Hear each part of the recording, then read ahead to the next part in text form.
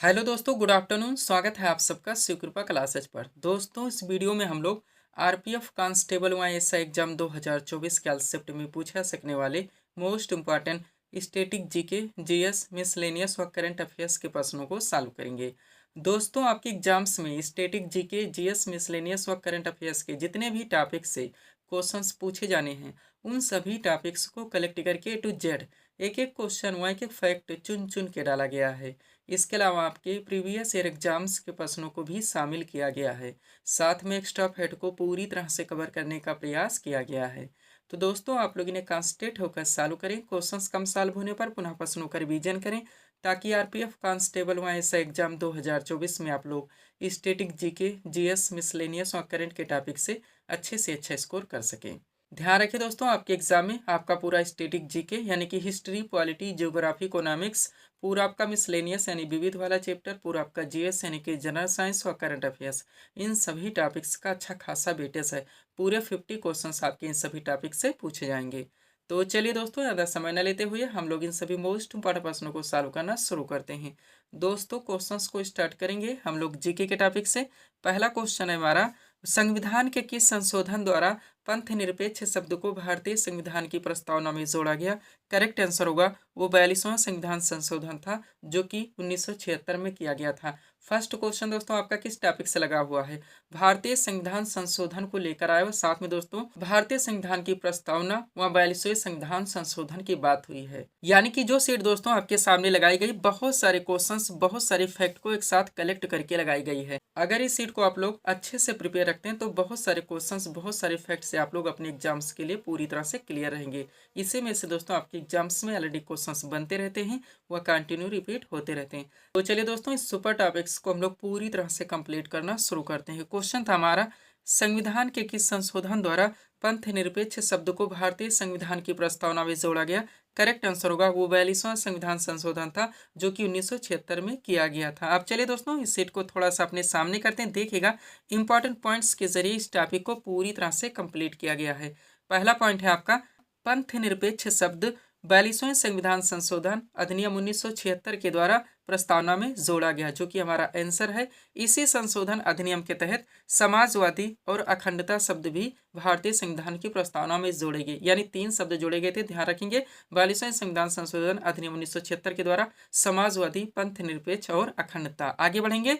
इसके अलावा 42वें संविधान संशोधन अधिनियम 1976 के द्वारा ही सरदार स्वर्ण सिंह समिति की संस्तुतियों के आधार पर संविधान में 10 मूल कर्तव्यों को भी जोड़ा गया था, जिसका प्रावधान भारतीय संविधान के भाग 4A और अनुच्छेद 51 का में है। पूरी तरह से आप प्रिपेयर रहेंगे। हम आपको बता देना चाहते हैं दोस्तों, हमारे एक कॉन्सेप्ट से एक एक दोस्तों सेंटेंस से बहुत सारे क्वेश्चंस, बहुत सारे फैक्ट निकलते हैं, जो कि आपके एग्जाम में कंटिन्यू पूछे जाते हैं। और जो भी टॉपिक्स हमारे द्वारा उठाए जाते हैं, उनको वहीं पे हर टेंट से पूरी तरह से कंप्लीट कर दिया जाता है, चाहे इसके लिए मुझे कितने भी बुक्स से मटेरियल का कलेक्शन क्यों ना करना पड़े। आगे बढ़ेंगे।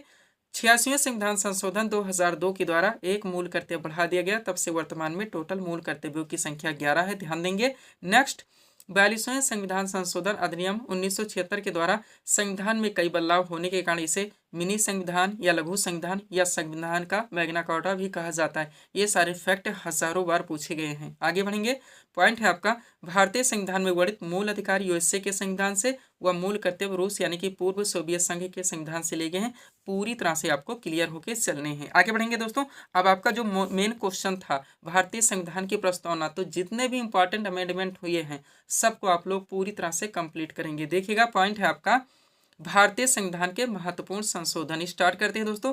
बात की जाए पहले संशोधन की, जो कि 1951 में किया गया था। ध्यान देंगे दोस्तों, इस संशोधन के द्वारा 9 अनुसूची को संविधान में शामिल किया गया था। नेक्स्ट, 21वां संशोधन की बात की जाए, जो कि 1967 में किया था।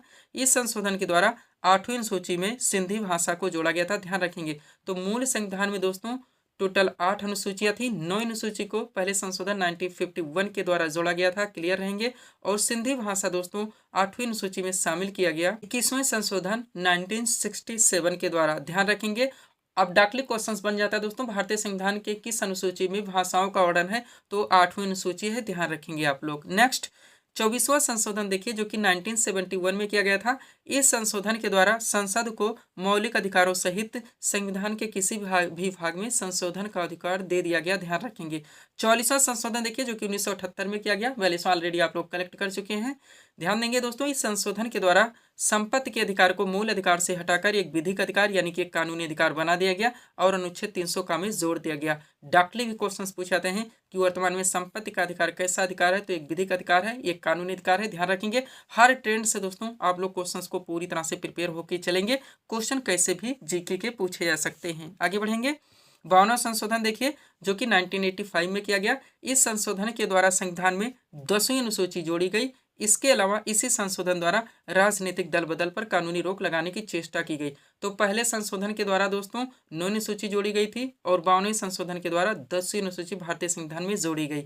56वां संशोधन देखिए जो कि 1987 में किया गया। इस संशोधन के द्वारा गोवा को पूर्ण राज्य का दर्जा दिया गया, ध्यान रखेंगे। एक एक क्वेश्चन की कीमत समझने का प्रयास करेंगे, रिवीजन आपको जरूर करने हैं, रिवीजन के बगैर दोस्तों कुछ भी होने वाला नहीं है। 61वां संशोधन देखिए जो कि 1989 में किया गया। इस संशोधन के द्वारा मताधिकार के लिए न्यूनतम आयु 21 वर्ष से घटाकर 18 वर्ष कर दी गई। नेक्स्ट 65वां संशोधन देखिए जो कि 1990 में किया गया। इसके द्वारा अनुसूचित जाति एवं जनजाति आयोग के गठन की व्यवस्था की गई, ध्यान रखेंगे। 69वां संशोधन देखिए मोस्ट इंपॉर्टेंट है जो कि 1991 में किया गया। इस संशोधन के द्वारा दिल्ली का नाम राष्ट्रीय राजधानी राज्य क्षेत्र दिल्ली किया गया, यानी दिल्ली को राष्ट्रीय राजधानी किस संशोधन द्वारा बनाया गया, 69वें संशोधन 1991 के द्वारा, ध्यान रखेंगे आप लोग। हम आपको बताना चाहेंगे दोस्तों आपके एग्जाम्स में जो पूरे 50 क्वेश्चंस का वेटेज है, जिसमें आपका पूरा स्टैटिक जीके आएगा, पूरा आपका जीएस आएगा, पूरा मिसलेनियस आएगा, पूरा करंट आएगा। इनके पूरे पाठ्यक्रम को हमारे द्वारा 28 पीडीएफ में पूरी तरह से कंप्लीट कर लिया गया है। ये पीडीएफ अभ्यर्थियों को दिए जा रहे हैं। आगे बढ़ेंगे। 73वां संशोधन देखिए जो कि 1992 में किया गया, ध्यान रखेंगे। 42वां कब हुआ था, 1976 में। 44वां 1978 में। 73वां कब हुआ था, 1992 में। 86वां कब हुआ था, 2002 में। ये मेन क्वेश्चन आपके एग्जाम्स के लिए बनते हैं, ऐसे भी आपको बताने होते हैं, ये भी आप लोग ध्यान रख के चलेंगे। तो 73वां संशोधन देखिए जो कि 1992 में किया गया। इस संशोधन के द्वारा भारत में पंचायती राज व्यवस्था को संवैधानिक बनाया गया और इसे लागू किया गया, ध्यान रखेंगे। 86वां देखिए जो कि 2002 में किया गया। इस संशोधन के द्वारा शिक्षा के अधिकार को मौलिक अधिकार बनाया गया। इस संशोधन के जरिए 6 से 14 वर्ष के बच्चों के लिए शिक्षा का अधिकार सुनिश्चित किया गया, ध्यान रखेंगे। 91वां देखिए जो कि 2003 में किया गया। इसके द्वारा दल बदल संबंधी कानून में संशोधन किया गया। इसमें स्पष्ट किया गया कि 1/3 सदस्य एक साथ दल बदल नहीं कर सकते। इसी संशोधन के द्वारा मंत्रिमंडल का आकार भी सीमित कर दिया गया। किसी भी मंत्रिपरिषद में प्रधानमंत्री सहित मंत्रियों की कुल संख्या लोकसभा की कुल संख्या के 15% से अधिक नहीं हो सकती। हालांकि किसी भी कैबिनेट सदस्यों की संख्या 12 से कम नहीं होगी, ध्यान रखेंगे आप लोग, कॉन्सेप्चुअल भी। नेक्स्ट 52वां संशोधन देखिए जो कि 2003 में हुआ। इस संशोधन के द्वारा संविधान की 8वीं अनुसूची, ध्यान रखेंगे 8वीं अनुसूची में भाषाओं का वर्णन है और इसमें टोटल दोस्तों 4 भाषाओं को वर्ड किया गया 92वें संशोधन 2003 के द्वारा। कौन कौन से दोस्तों, मैथिली, डोगरी, बोडो और संथाली। और टोटल भाषाओं की संख्या प्रेजेंट में कितना है दोस्तों, 22 है, ये भी आप लोग ध्यान रखेंगे। आगे बढ़िएगा, करंट से पूरी तरह से हम लोग इसको रिलेट करेंगे। अगला क्या दोस्तों, 101वां संशोधन देखिए जो कि 2016 में किया गया।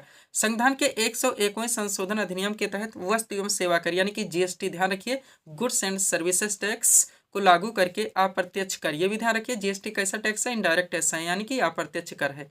तो अप्रत्यक्ष कर प्रणाली के सरलीकरण की व्यवस्था हासिल की गई। जीएसटी ने वस्तुओं सेवाओं पर विभिन्न करों को एक कर में समेकित कर दिया, जिससे आपूर्ति श्रृंखला में कराधान सरल हो गया। 102वां संशोधन देखिए जो कि 2018 में हुआ। इसके द्वारा राष्ट्रीय पिछड़ा वर्ग आयोग को संवैधानिक दर्जा प्रदान किया गया।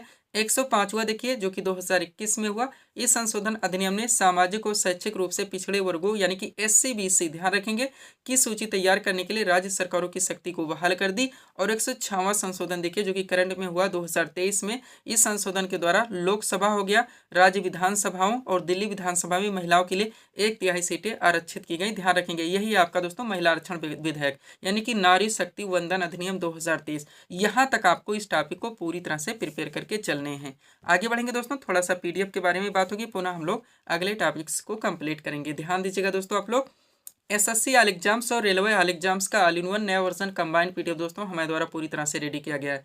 कारण यह है दोस्तों, आप लोग जानते हैं आपके एसएससी में भी, रेलवे में भी बहुत सारी आपकी वैकेंसी लग चुकी है। कई वैकेंसी का आपका टियर 2 भी लग चुका है और कई वैकेंसी का दोस्तों आपका एग्जाम डेट भी लग चुका है, जो कि एग्जाम होने जा रहा है। इस पीडीएफ को बनाने में दोस्तों आपके एसएससी और रेलवे के विभिन्न एग्जाम्स के प्रीवियस एग्जाम्स के क्वेश्चंस को भी पूरी तरह से एनालाइज किया गया है।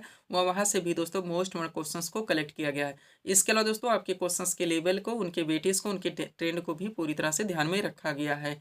इसमें आपका पूरा साइंस का भी स्पेशल पीडीएफ आएगा, यानी फिजिक्स, केमिस्ट्री, बायो का पूरा आपका स्टैटिक जीके यानी कि हिस्ट्री, पॉलिटी, ज्योग्राफी, इकोनॉमिक्स और पूरा आपका मिसलेनियस यानी विविध का भी स्पेशल पीडीएफ आएगा और पूरा आपका दोस्तों करंट का भी स्पेशल पीडीएफ आएगा। वैकेंसीज की बात की जाए दोस्तों तो आप लोग जानते हैं एसएससी सीजीएल टियर 1 आपका समाप्त हो चुका है, टियर 2 की तैयारी है, एमटीएस आपका हो चुका है, जीडी आपकी लग चुकी है, आरपीएफ कांस्टेबल वैसे एग्जाम 2024 एग्जाम डेट लग चुका है, एग्जाम भी होने जा रहा है, एलपी है, टेक्नीशियन है, एनटीपीसी, ग्रुप डी, ऐसे कई वैकेंसीज हैं दोस्तों जिनमें आप अच्छी फाइट के लिए आप इस पीडीएफ को परचेस कर सकते हैं। मात्र 100 रुपीज इसकी पेड फीस रखी गई है।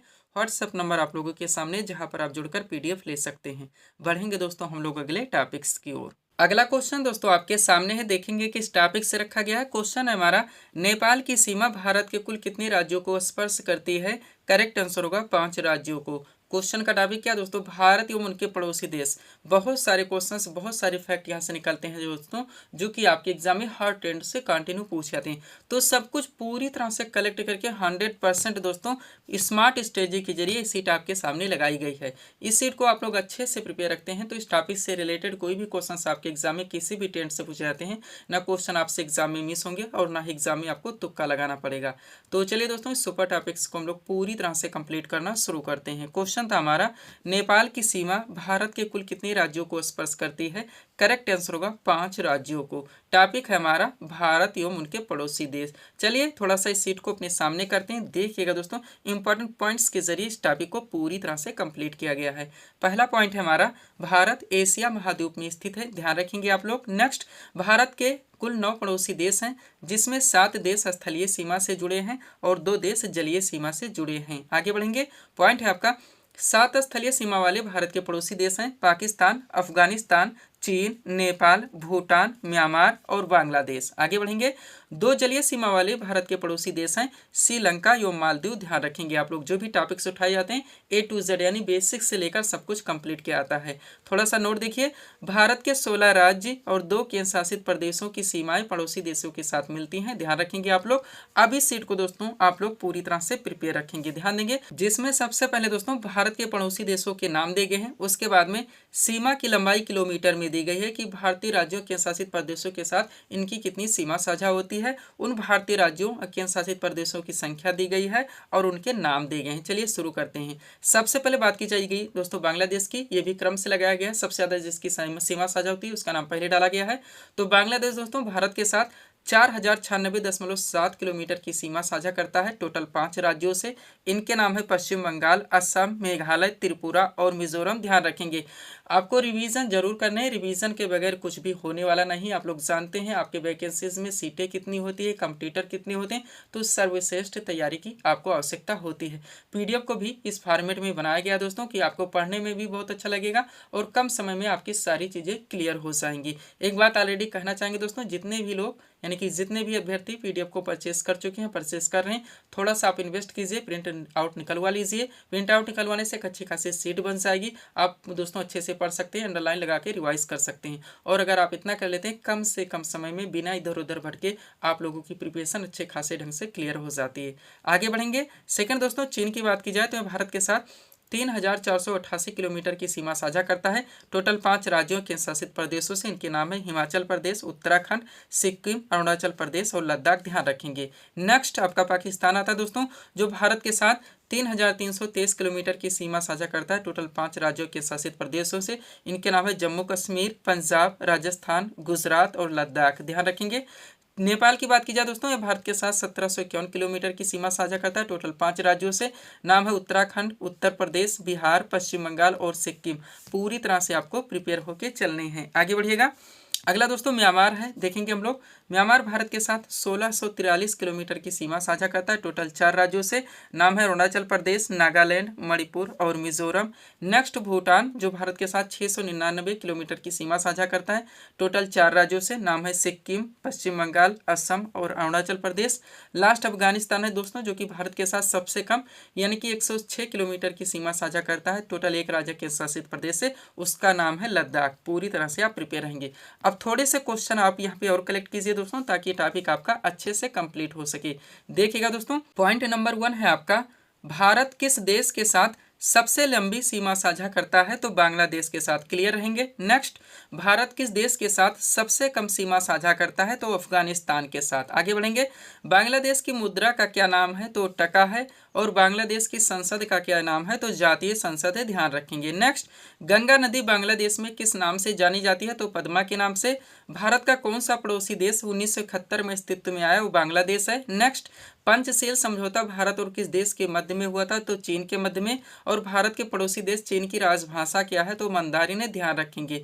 नेक्स्ट, नेपाल की संसद का क्या नाम है? तो राष्ट्रीय पंचायत है। भारत और नेपाल के बीच कौन सी नदी सीमा बनाती है? काली नदी है। अफगानिस्तान की संसद का क्या नाम है? तो शोरा है। और म्यांमार की नई राजधानी का क्या नाम है दोस्तों? तो नेपिडा। इस टॉपिक को आप लोगों को यहाँ तक पूरी तरह से प्रिपेयर रखने हैं। पीडीएफ के लिए हमारा व्हाट्सएप नंबर लगा हुआ है। बढ़ेंगे दोस्तों हम लोग अगले टॉपिक्स की ओर। अगला क्वेश्चन दोस्तों आपके सामने है, देखेंगे किस टॉपिक से रखा गया। क्वेश्चन है हमारा, पाक जल संधि किन 2 देशों को अलग करती है? करेक्ट आंसर होगा भारत एवं श्रीलंका को। क्वेश्चन का टॉपिक क्या दोस्तों? प्रमुख जो चैनल हैं एवं जल संधियां, खासकर भारत के परिप्रेक्ष्य में डाकली क्वेश्चंस बनते हैं। आपके पाठ्यक्रम में जितने भी टॉपिक्स है दोस्तों क्वेश्चंस बनने हैं, उन सभी टॉपिक्स को पूरी तरह से कलेक्ट करके आपके पीडीएफ में ऐड कर दिया गया है। तो मोस्ट वन सीट आपके सामने है, आप लोग इसको अच्छे से प्रिपेयर रखेंगे। चलिए शुरू करते हैं हम लोग। क्वेश्चन था हमारा, पाक जल संधि किन 2 देशों को अलग करती है? करेक्ट आंसर होगा भारत एवं श्रीलंका को। अब चलिए एक तरफ देखिएगा, प्रमुख चैनल एवं जल संधियों के नाम दिए गए, दूसरी तरफ विभाजित क्षेत्र दिया गया है कि ये किनको किससे अलग करते हैं। बात की जाए दोस्तों 8 डिग्री चैनल, मोस्ट इंपॉर्टेंट, ये सारे आपके रहेंगे, ध्यान देंगे। तो 8 डिग्री चैनल दोस्तों ये मालदीव को मिनिकॉय से अलग करती है। नेक्स्ट, 9 डिग्री चैनल की बात की जाए दोस्तों तो ये मिनिकॉय को लक्षद्वीप से अलग करती है। आगे बढ़ेंगे। 6 डिग्री चैनल की बात की जाए दोस्तों तो ये ग्रेट निकोबार को सुमात्रा से अलग करता है। और 10 डिग्री चैनल आपका मोस्ट इंपॉर्टेंट दोस्तों, अंडमान में एक द्वीप है जिसका नाम है लघु अंडमान, और निकोबार में एक द्वीप है कार निकोबार, इसको इससे पृथक करता है। क्लियर में पूरी तरह से दिया गया है, कंफ्यूज आपको नहीं होने हैं। आगे बढ़िएगा दोस्तों, अगला आपका क्या है? ग्रेट चैनल, जो कि इंदिरा पॉइंट को इंडोनेशिया से अलग करता है। पाक जल संधि मोस्ट इंपॉर्टेंट, ये भारत को श्रीलंका से अलग करती है। और कोको चैनल दोस्तों, ये अंडमान को म्यांमार का एक द्वीप है कोको द्वीप, इसको इससे पृथक करता है। यहाँ तक आप लोग पूरी तरह से प्रिपेयर रहेंगे। पीडीएफ के लिए हमारा व्हाट्सएप नंबर लगा हुआ है। अगला क्वेश्चन दोस्तों आपके सामने है, देखेंगे किस टॉपिक से रखा गया है। क्वेश्चन है हमारा, फरक्का परियोजना किस नदी पर संचालित है? करेक्ट आंसर होगा गंगा नदी पर। क्वेश्चन का टॉपिक क्या दोस्तों? जो भारत की महत्वपूर्ण दोस्तों जल विद्युत परियोजना है, बहुउद्देशीय परियोजनाएं, नदी घाटी परियोजनाएं, आपके एग्जाम से डायरेक्टली क्वेश्चन बनते हैं दोस्तों। ये किस नदी या नदियों के संगम पर संचालित है? तो यहाँ पे दोस्तों ये कहाँ पे स्थित है, किस राज्य के शासित प्रदेश में पड़ते हैं, ये भी पूरी तरह से कलेक्ट कर लिया गया है। और ये परियोजनाएं किस नदी या नदियों के संगम पर संचालित है, ये भी कलेक्ट कर लिया गया है। यानी परफेक्ट सीट आपके सामने लगी हुई है, आपको अच्छे से प्रिपेयर करके चलने हैं। चलिए शुरू करते हैं हम लोग। क्वेश्चन था हमारा, फरक्का परियोजना किस नदी पर संचालित है? करेक्ट आंसर होगा गंगा नदी पर। अब चलिए सीट को थोड़ा सा अपने सामने करते हैं। देखिएगा सबसे पहले दोस्तों इसमें नदी घाटी व बहुउद्देशीय परियोजनाओं के नाम दिए गए हैं। उसके बाद में कहाँ पे पढ़ते हैं, राज्य या केंद्र शासित प्रदेश के नाम और किस नदी या नदियों के संगम पर संचालित है। स्टार्ट करते हैं दोस्तों। बात की जाए भीमा परियोजना की तो ये महाराष्ट्र में पड़ता है, जो कि पवना एवं कृष्णा नदी के संगम पर संचालित है। नेक्स्ट, हीराकुड जल विद्युत परियोजना आपका मोस्ट इंपॉर्टेंट रहता ही है, जो कि दोस्तों ओडिशा में पड़ता है, ये महानदी पर संचालित है। नेक्स्ट, सरदार सरोवर परियोजना की बात की जाए गुजरात में पड़ता है, जो कि नर्मदा नदी पर संचालित है। इंदिरा गांधी नहर परियोजना दोस्तों आपका राजस्थान में पड़ता है, जो कि सतलज और ब्यास के संगम पर संचालित है। फरक्का परियोजना दोस्तों पश्चिम बंगाल में पड़ता है, जो कि गंगा नदी पर संचालित है। दामोदर घाटी परियोजना दोस्तों ये झारखंड में पड़ता है, जो कि दामोदर नदी पर संचालित है। और इडुक्की परियोजना दोस्तों आपका केरल में पड़ता है, जो कि पेरियार नदी पर संचालित है। ध्यान रखेंगे आप लोग। आगे बढ़ते हैं। अगला आपका क्या दोस्तों, भाखड़ा नांगल बांध परियोजना मोस्ट इंपॉर्टेंट, जो कि पंजाब में पड़ता है, ये सतलज नदी पर संचालित है। सोन परियोजना दोस्तों बिहार में पड़ता है, सोन नदी पर संचालित है। काकरापार परियोजना दोस्तों आपका गुजरात सूरत में पड़ता है, जो कि ताप्ती नदी पर संचालित है। गांधी सागर परियोजना दोस्तों आपका मध्य प्रदेश में पड़ता है, चंबल नदी पर संचालित है। राणा प्रताप सागर परियोजना ये राजस्थान में पड़ता है, ये भी चंबल नदी पर संचालित है। और जवाहर सागर परियोजना दोस्तों आपका राजस्थान में ही पड़ता है, ये भी चंबल नदी पर संचालित है, ध्यान रखेंगे आप लोग। आगे बढ़ेंगे।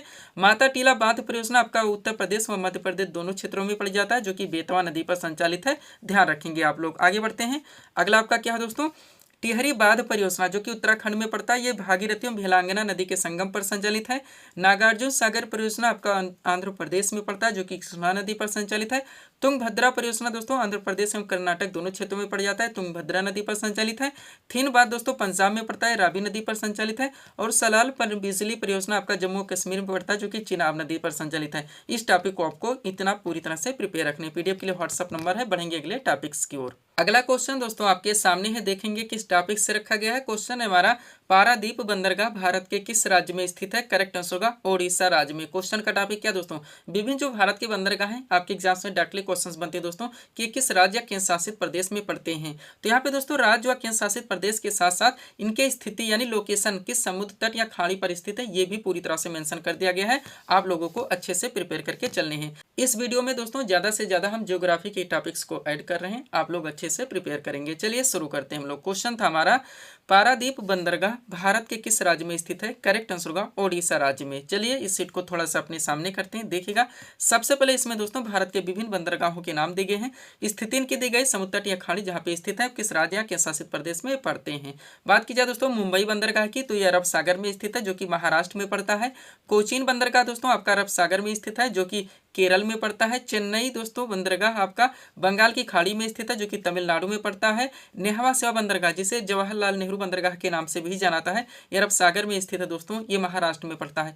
पारादीप बंदरगाह दोस्तों बंगाल की खाड़ी में स्थित है, जो कि ओडिशा में पड़ता है। विशाखापट्टनम बंदरगाह दोस्तों ये भी बंगाल की खाड़ी में स्थित है, जो कि आंध्र प्रदेश में पड़ता है, ध्यान रखेंगे आप लोग। आगे बढ़ते हैं। अगला आपका क्या दोस्तों, तूतीकोरिन बंदरगाह जो कि बंगाल की खाड़ी में ही स्थित है, तमिलनाडु में पड़ता है। कांडला बंदरगाह आपकी कच्छ की खाड़ी में स्थित है, गुजरात में पड़ता है। हल्दिया बंदरगाह दोस्तों हुगली नदी पर स्थित है, जो कि कोलकाता पश्चिम बंगाल में पड़ता है। मरमागांव या मुर्मुगांव बंदरगाह दोस्तों ये अरब सागर में स्थित है, जो कि गोवा में पड़ता है। पोर्ट ब्लेयर बंदरगाह बंगाल की खाड़ी में स्थित है, अंडमान निकोबार द्वीप समूह में पड़ता है। एन्नौर बंदरगाह दोस्तों बंगाल की खाड़ी में ही स्थित है, तमिलनाडु में पड़ता है। इतना यहाँ से आप लोगों को प्रिपेयर रखने हैं। बढ़ेंगे आगे, पीडीएफ के लिए व्हाट्सअप नंबर लगा हुआ है। अगला क्वेश्चन दोस्तों आपके सामने है, देखेंगे किस टॉपिक से रखा गया है। क्वेश्चन है हमारा, विधानसभा सदस्य बनने के लिए न्यूनतम आयु सीमा कितनी है। करेक्ट आंसर होगा 25 वर्ष। क्वेश्चन का टॉपिक क्या दोस्तों, आपके भारत के जो मुख्य पदाधिकारी उनके उम्र संबंधित तथ्य आपके एग्जाम से डायरेक्टली क्वेश्चन बनते हैं। विधानसभा सदस्य बनने के लिए न्यूनतम आयु सीमा, लोकसभा बनने के लिए, राज्यसभा सदस्य बनने के लिए, तो सब कुछ पूरी तरह से कंप्लीट करके सीट आपके सामने लगी हुई है। आप अच्छे से इसको प्रिपेयर रखेंगे। चलिए शुरू करते हैं। क्वेश्चन था हमारा, विधानसभा सदस्य बनने के लिए न्यूनतम आयु सीमा कितनी है। करेक्ट आंसर होगा 25 वर्ष। टॉपिक है हमारा भारत के मुख्य पदाधिकारी से संबंधित उम्र संबंधित तथ्य। चलिए सीट को थोड़ा सा अपने सामने करते हैं, देखिएगा दोस्तों। सबसे पहले इसमें भारत के मुख्य पदाधिकारियों के नाम दिए गए, दूसरी तरफ न्यूनतम आयु सीमा दी गई। बात की जाए राष्ट्रपति व उपराष्ट्रपति दोनों एक साथ देखेंगे, ये बनने के लिए न्यूनतम आयु सीमा 35 वर्ष होनी चाहिए। लोकसभा सदस्य बनने के लिए न्यूनतम आयु सीमा 25 वर्ष, लोकसभा अध्यक्ष के लिए भी 25 वर्ष, दोनों एक साथ देखेंगे। राज्यसभा सदस्य बनने के लिए 30 वर्ष होनी चाहिए, विधानसभा सदस्य बनने के लिए 25 वर्ष, विधान परिषद सदस्य बनने के लिए 30 वर्ष और राज्यपाल बनने के लिए दोस्तों 35 वर्ष। पूरी तरह से आप ध्यान रखेंगे। आगे बढ़ेंगे। दो तथ्य और आप देखिए दोस्तों पूरी तरह से। एक है मतदान करने के लिए जो न्यूनतम आयु सीमा 18 वर्ष है, और ग्राम पंचायत सदस्य बनने के लिए न्यूनतम आयु सीमा दोस्तों ये 21 वर्ष है, ध्यान रखेंगे आप लोग। पीडीएफ के लिए व्हाट्सअप नंबर लगा हुआ है। बढ़ेंगे दोस्तों हम लोग अगले टॉपिक्स की ओर। अगला क्वेश्चन दोस्तों आपके सामने है, देखेंगे किस टॉपिक से रखा गया है। क्वेश्चन है हमारा, उत्तरी ध्रुव की खोज किसने की थी। करेक्ट आंसर होगा रॉबर्ट पियरी ने, जो कि अमेरिका से आते हैं। क्वेश्चन का टॉपिक क्या दोस्तों, महत्वपूर्ण जितने भी भौगोलिक अन्वेषक हैं यानी कि प्रमुख भौगोलिक खोजें आपके एग्जाम में डायरेक्टली क्वेश्चन पूछे आते हैं दोस्तों कि उत्तरी ध्रुव की खोज किसने की, दक्षिणी ध्रुव की खोज किसने की थी। तो सब कुछ पूरी तरह से कलेक्ट करके सीट आपके सामने लगी हुई है, अच्छे से आप लोग इसको प्रिपेयर रखेंगे। चलिए शुरू करते हैं हम लोग। क्वेश्चन था हमारा, उत्तरी ध्रुव की खोज किसने की थी। करेक्ट आंसर होगा रॉबर्ट पियरी ने, जो कि अमेरिका से आते हैं। टॉपिक हमारा दोस्तों प्रमुख भौगोलिक खोजें यानी कि महत्वपूर्ण भौगोलिक अन्वेषक। चलिए सीट को थोड़ा सा अपने सामने करते हैं। अब एक तरफ दोस्तों महत्वपूर्ण भौगोलिक अन्वेषक के नाम दिए गए हैं, दूसरी तरफ उनके महत्वपूर्ण खोज के नाम दिए गए हैं। चार चीजें आपको ध्यान रखनी है, महत्वपूर्ण भौगोलिक अन्वेषक के नाम, उसके बाद वो कहाँ से आते हैं ये भी ध्यान रखेंगे, किसकी खोज की थी और कब की थी, चारों चीजें मेंशन की गई हैं। चलिए शुरू करते हैं। बात की जाए आर एमंडेसन की, जो कि नॉर्वे से आते हैं। ये दोस्तों दक्षिणी ध्रुव पर पहुंचने वाले प्रथम व्यक्ति थे, यानी कि दक्षिणी ध्रुव की खोज की थी इन्होंने 1911 ईस्वी में। रॉबर्ट रॉबर्ट पेरी की बात की जाए जो कि अमेरिका से आते हैं, इन्होंने उत्तरी ध्रुव की खोज की थी 1909 ईस्वी में, ध्यान रखेंगे। क्रिस्टोफर कोलंबस की बात की जाए दोस्तों, इन्होंने पश्चिमी द्वीप समूह की खोज की थी 1492 में, और दक्षिण अमेरिका की खोज भी इन्होंने ही की थी 1498 में। कैप्टन कुक की बात की जाए, इन्होंने हवाई द्वीप समूह की खोज की थी 1770 में। उसके बाद में आगे बढ़ेंगे, निकोलस कोपरनिकस जो कि पोलैंड के रहने वाले थे, इन्होंने सौर मंडल की खोज की थी 1540 ईस्वी में। सुपर क्वेश्चन आपका बनता है। फर्नांडिस डी लेसेप्स ने दोस्तों सुएज नहर का निर्माण करवाया था 1869 में। और जोहान्स केपलर जो कि जर्मनी के रहने वाले हैं, इन्होंने ग्रहों की गति की नेम खोजी थी दोस्तों 1600 ईस्वी में, ध्यान रखेंगे आप लोग। आगे बढ़ते हैं, अगला आपका क्या दोस्तों, जोहान्स केपलर, ये हमारा हो चुका है दोस्तों, जो कि जर्मनी के थे, ग्रहों की गति का नियम खोजा था इन्होंने 1600 में। मैगलन की बात की जाए, इन्होंने विश्व का भ्रमण किया था। अटलांटिक के दक्षिण से प्रशांत महासागर की खोज, यानी कि प्रशांत महासागर की खोज इनके द्वारा ही की गई थी 1519 में। और वास्को डी गामा आप लोग जानते हैं पुर्तगाल के रहने वाले थे, केप ऑफ गुड होप होकर इनका भारत आगमन हुआ था, यानी कि इन्होंने भारत की खोज की थी 1498 में। इतना आप लोग यहाँ से पूरी तरह से प्रिपेयर रखेंगे। पीडीएफ के लिए व्हाट्सअप नंबर लगा हुआ है, बढ़ेंगे अगले टॉपिक्स की ओर। अगला क्वेश्चन दोस्तों आपके सामने है, देखेंगे किस टॉपिक से रखा गया। क्वेश्चन है हमारा, कार्बेट राष्ट्रीय उद्यान भारत के किस राज्य में स्थित है? करेक्ट आंसर होगा नैनीताल उत्तराखंड में। क्वेश्चन का टॉपिक क्या दोस्तों, भारत के जो महत्वपूर्ण राष्ट्रीय उद्यान है या राष्ट्रीय पार्क है या वन्यजीव अभ्यारण्य है, आपके एग्जाम में डाकले क्वेश्चन बनते हैं, आप जानते हैं आपका सुपर टॉपिक है। तो सब कुछ कंप्लीट करके सीट आपके सामने लगी हुई है, अच्छे से आप लोगों को प्रिपेयर करने हैं। चलिए शुरू करते हैं हम लोग। क्वेश्चन था हमारा, कार्बेट राष्ट्रीय उद्यान भारत के किस राज्य में स्थित है? करेक्ट आंसर होगा नैनीताल उत्तराखंड में। टॉपिक है हमारा दोस्तों राष्ट्रीय पार्क या राष्ट्रीय उद्यान या भारत के महत्वपूर्ण वन्यजीव अभ्यारण्य। चलिए थोड़ा सा इस सीट को अपने सामने करते हैं, देखिएगा।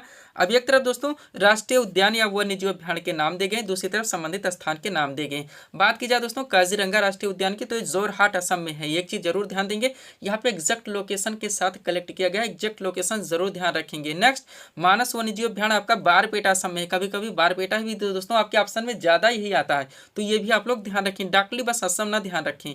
हजारीबाग राष्ट्रीय पार्क दोस्तों, ये हजारीबाग झारखंड में है, हजारीबाग जरूर ध्यान रखेंगे। बेतला राष्ट्रीय पार्क आपका पलामू झारखंड में है। गिर राष्ट्रीय उद्यान दोस्तों जूनागढ़ गुजरात में है। बादीपुर राष्ट्रीय पार्क दोस्तों बादीपुर कर्नाटक में है। केवलादेव पक्षी विहार दोस्तों ये आपका भरतपुर राजस्थान में। तो यहाँ पे भरतपुर आप लोगों को ध्यान रखने हैं, आपके ऑप्शन में ज्यादा करके यही आते हैं। सरिस्का वन्यजीव अभ्यारण्य दोस्तों आपका अलवर राजस्थान में है। दचेगामरा वन्यजीव अभ्यारण्य दोस्तों श्रीनगर जम्मू कश्मीर में है। कान्हा राष्ट्रीय उद्यान दोस्तों बालाघाट मध्य प्रदेश में। सिमलीपाल राष्ट्रीय उद्यान दोस्तों मयूरभंज ओडिशा में है। दुधवा राष्ट्रीय उद्यान दोस्तों ये लखीमपुर खीरी उत्तर प्रदेश में है। कार्बेट राष्ट्रीय उद्यान दोस्तों नैनीताल उत्तराखंड में है। पेरियार वन्यजीव अभ्यारण्य आपका इडुक्की केरल में है। शरावती वन्यजीव अभ्यारण्य दोस्तों ये आपका शिमोगा कर्नाटक में है, ध्यान रखेंगे आप लोग। आगे बढ़ते हैं दोस्तों, अगला आपका क्या है, शरावती तक आपका हो चुका है। नेक्स्ट क्या है दोस्तों आपका नंदा देवी पशु विहार जो कि चमोली उत्तराखंड में है। मोस्ट इंपॉर्टेंट चमोली जरूर ध्यान रखेंगे। चंद्रप्रभा वन्यजीव अभ्यारण्य वाराणसी उत्तर प्रदेश में है। रणथंभौर दोस्तों वन्यजीव अभ्यारण्य आपका सवाई माधोपुर राजस्थान में है। कैमूर वन्यजीव अभ्यारण्य दोस्तों ये बिहार में है, ध्यान रखेंगे आप लोग। थोड़े से और हैं, क्या क्या है दोस्तों देखेंगे। एक है सतपुड़ा राष्ट्रीय उद्यान जो कि सिही एवं सरगुजा मध्य प्रदेश में। और पंचमढ़ी वन्यजीव अभ्यारण्य दोस्तों आपका होशंगाबाद मध्य प्रदेश में। इतना यहाँ से आप लोगों को पूरी तरह से कलेक्ट रखने हैं। पीडीएफ के लिए व्हाट्सअप नंबर लगा हुआ। चलते हैं अगले टॉपिक्स की ओर। अगला क्वेश्चन दोस्तों आपके सामने है, देखेंगे किस टॉपिक से रखा गया है। क्वेश्चन है हमारा, आयरलैंड की राजधानी डबलिन किस नदी के तट पर स्थित है? करेक्ट आंसर होगा लीफे नदी के तट पर। क्वेश्चन का टॉपिक क्या दोस्तों, नदियों के तट पर बसे विश्व के प्रमुख नगर। आप लोग जानते हैं आपका सुपर टॉपिक है, इजी टॉपिक है, लेकिन आपका ट्रेंडिंग टॉपिक है। तो यहाँ पे दो टॉपिक आपके साथ जुड़ जाते हैं दोस्तों। एक विश्व के प्रमुख नगर किन नदियों के तट पर स्थित है, एक भारत के प्रमुख नगर किन नदियों के तट पर स्थित है। दोस्तों क्रम से दोनों टॉपिक्स को हम लोग पूरी तरह से कंप्लीट करेंगे। चलिए सीट आपके सामने लगी हुई है। क्वेश्चन क्या था हमारा, आयरलैंड की राजधानी डबलिन किस नदी के तट पर स्थित है? करेक्ट आंसर होगा लीफे नदी के तट पर। टॉपिक है हमारा नदियों के तट पर बसे विश्व के प्रमुख नगर। चलिए सीट को थोड़ा सा अपने सामने करते हैं, देखिएगा दोस्तों। अब सबसे पहले इसमें नगरों के नाम दे गए हैं, फिर नदियों के नाम दे गए, फिर नगरों के नाम दे गए, फिर नदियों के नाम। राजधानी के साथ कलेक्ट की गई, राजधानी भी पूछ लिया जाता है, इसको भी आप लोग ध्यान रखेंगे। बात की जाए दोस्तों लंदन जो कि इंग्लैंड की राजधानी है, ये टेम्स नदी के तट पर स्थित है। दोस्तों बर्लिन जो कि जर्मनी की राजधानी है, स्पीरी नदी के तट पर स्थित है। बेलग्रेड जो कि सर्बिया की राजधानी दोस्तों डेन्यूब नदी के तट पर स्थित है। और वियना जो कि ऑस्ट्रिया की राजधानी दोस्तों ये भी डेन्यूब नदी के तट पर स्थित है, ध्यान रखेंगे। लिस्बन जो कि पुर्तगाल की राजधानी है, टैगोस नदी के तट पर स्थित है। और आयरलैंड की राजधानी डबलिन दोस्तों ये लीफे नदी के तट पर स्थित है। वान दोस्तों एक शहर है जर्मनी का जो कि राइन नदी के तट पर स्थित है। और चेक गणराज्य की राजधानी प्राग दोस्तों ये विटावा नदी के तट पर स्थित है। रोम जो कि दोस्तों इटली की राजधानी है, टाइबर नदी के तट पर स्थित है। और फ्रांस की राजधानी पेरिस दोस्तों ये सीन नदी के तट पर स्थित है। बुडापेस्ट जो कि दोस्तों हंगरी की राजधानी राजधानी है टेनूम नदी के तट पर स्थित है। और स्पेन की राजधानी मैड्रिड दोस्तों ये मैंजनियर नदी के तट पर स्थित है। वाशिंगटन जो कि यूएसए की राजधानी है पोटोमैक नदी के तट पर स्थित है। और म्यांमार की राजधानी यंगून दोस्तों ये इरावदी नदी के तट पर स्थित है। पूरी तरह से आपको प्रिपेयर करके चलने हैं। आगे बढ़ेंगे दोस्तों, अगला आपका क्या है, पर्थ जो कि ऑस्ट्रेलिया का एक शहर है दोस्तों। वास्तव में ये पश्चिमी ऑस्ट्रेलिया का राज्य है, उसकी राजधानी है पर्थ जो कि स्वान नदी के तट पर स्थित है। और दोस्तों टोक्यो जो कि जापान की राजधानी है अराकाव नदी के तट पर स्थित है। सिडनी एक शहर है ऑस्ट्रेलिया का दोस्तों, ये डार्लिंग नदी के तट पर स्थित है। और न्यूयॉर्क एक शहर है यूएसए का जो कि हडसन नदी के तट पर स्थित है। कराची पाकिस्तान का एक शहर है जो कि सिंधु नदी के तट पर स्थित है। और लाहौर एक शहर है पाकिस्तान का जो कि रावी नदी के तट पर स्थित है। शंघाई जो कि दोस्तों चीन का एक शहर है, ये यांगटीसी क्यांग नदी के तट पर स्थित है। और इराक की राजधानी बगदाद दोस्तों ये टिग्रिस नदी के तट पर स्थित है। इस टॉपिक को आप लोग यहाँ तक कलेक्ट रखेंगे। अब चलिए दोस्तों हम लोग भारत के परिप्रेक्ष्य में इसको पूरी तरह से कंप्लीट करते हैं। क्वेश्चन क्या रखा गया है, अहमदाबाद किस नदी के तट पर स्थित नगर है? करेक्ट आंसर साबरमती नदी के तट पर। टॉपिक हमारा नदियों के तट पर बसे भारत के प्रमुख शहर। सीट आपके सामने है, अच्छे से आप लोग कंप्लीट करेंगे। चलिए शुरू करते हैं। क्वेश्चन था हमारा अहमदाबाद किस नदी के तट पर स्थित नगर है? Correct answer Sabarmati. टॉपिक हमारा नदियों के तट पर बसे भारत के प्रमुख शहर। अब देखिएगा थोड़ा सा सीट को अपने सामने करते हैं दोस्तों। सबसे पहले इसमें नगरों के नाम दिए गए हैं, फिर नदियों के नाम, फिर नगरों के नाम, फिर नदियों के नाम। बात की जाए दोस्तों आगरा जो कि यमुना नदी के तट पर स्थित है दोस्तों। अहमदाबाद ये साबरमती नदी के तट पर स्थित है। कटक ये महानदी के तट पर स्थित है। कोलकाता ये हुगली नदी के तट पर स्थित है। हरिद्वार दोस्तों गंगा नदी के तट पर स्थित है। गुवाहाटी ब्रह्मपुत्र नदी के तट पर स्थित है। नासिक दोस्तों ये गोदावरी नदी के तट पर स्थित है। पणजी ये मांडवी नदी के तट पर स्थित है। उज्जैन दोस्तों ये क्षिप्रा नदी के तट पर स्थित है। सूरत ये ताप्ती नदी के तट पर स्थित है। आगे बढ़ेंगे, श्रीनगर झेलम नदी के तट पर स्थित है। अयोध्या सरयू नदी के तट पर स्थित है। तिरुचिरापल्ली कावेरी नदी के तट पर स्थित है। हैदराबाद ये मूसी नदी के तट पर स्थित है। ध्यान रखेंगे आप लोग। आगे बढ़ते हैं दोस्तों, अगला आपका क्या है, नेक्स्ट आता है दोस्तों आपका जौनपुर जो कि गोमती नदी के तट पर स्थित है। संबलपुर दोस्तों ये महानदी के तट पर स्थित है। डिब्रूगढ़ दोस्तों ये ब्रह्मपुर नदी के तट पर स्थित है। लखनऊ दोस्तों ये गोमती नदी के तट पर स्थित है। पटना गंगा नदी के तट पर स्थित है। इलाहाबाद या प्रयागराज आप कह सकते हैं, नाम चेंज कर दिया गया, आप लोग जानते हैं गंगा यमुना के संगम पर स्थित है। यहाँ तक इस टॉपिक को आप लोग पूरी तरह से प्रिपेयर रखेंगे। तो दोस्तों यहीं पर हम वीडियो को विराम देना चाहेंगे, और भी टॉपिक सेट करते हैं तो वीडियो आपका लंबा खिंच जाएगा। तो दोस्तों इसी तरह के वीडियोज़ के लिए आप हमारे स्टडी चैनल शिवकृपा क्लासेस से जुड़े, चैनल को सब्सक्राइब करें ताकि हमारे द्वारा दी जाने वाली सभी वीडियोस आप क्रम से सबसे पहले देख सकें। तो मिलते हैं दोस्तों हम नेक्स्ट वीडियोस में। Thanks for watching.